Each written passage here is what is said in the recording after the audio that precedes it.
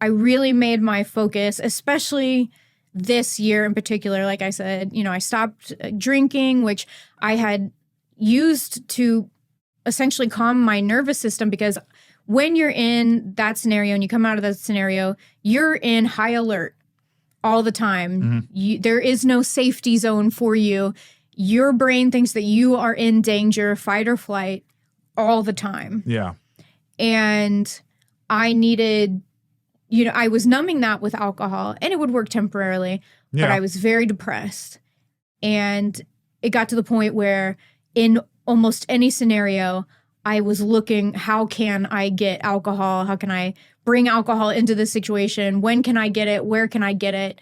Do I have to hide it? I couldn't I wasn't able to function properly. Yeah. And so I was able to give that up this year, which I thought would be impossible. And it turned out it wasn't. But I had a really good program. I used what's called the This Naked Mind method, or the Annie Grace method. Okay.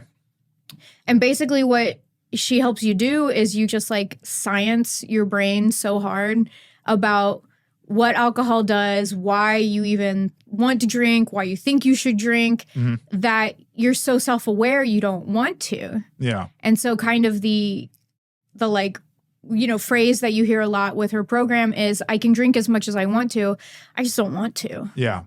And instead of being like, oh, I'm an alcoholic, I can't drink, I'm just like, I don't even think about it. It's not a part of my day. Yeah. I, go out and I know that I'm going to be able to have fun without having a drink. Yeah. I am alone at home. I know that I'm going to be fine without having a drink, to the point I'm not obsessed with, oh, I can't have it. I just don't think about it anymore. Yeah. And so I highly recommend that, especially if people have issues with AA. Yeah. Because it's not for everybody. It's not a one size fits all. No. Try it out. She's got an app now, the This Naked Mind app. Yeah. It makes everything very accessible. It's all free. And then I use the Try Dry app, which is like a sobriety tracker, and it tracks all the days that you've been sober in a year instead of just the streak that you're on. Because I know you can get like obsessed with, like, I got so many days. I got so many days, and they're like, okay, maybe you messed up, but you've been sober 170 days this year. Like, that's amazing.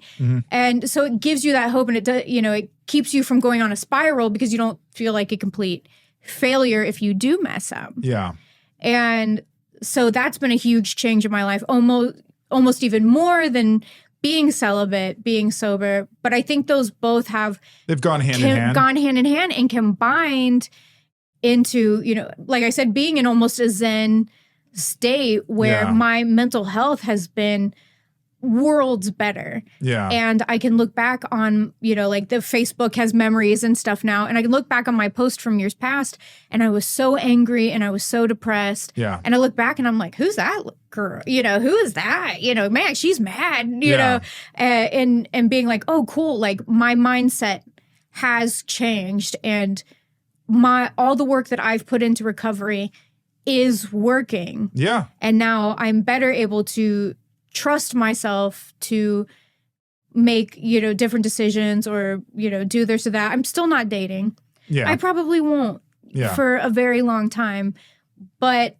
you're building a foundation. I'm building a foundation of your rebirth, or whatever you want to call it. Exactly. And so coming up, so this year I've also delved a lot in spirituality, and being a reverend, that was something that was normal for me. I went to school for philosophy and religious studies. Yeah. That's, what I was passionate about for years, but it had dropped off and I had other priorities. And so I took this time to kind of reconnect with that and explore alternative, because I'm not, like strictly a Christian. Yeah. I consider myself to be more Unitarian. Okay. I think that there's validity in a lot of ancient religions, and my focus in school was comparative mythology, comparative religion. So how is every religion the same? Yeah. And so I can't be like, oh, all religions are the same, but mine's number one. Yeah. So I'm open. And so this year I took the chance to explore,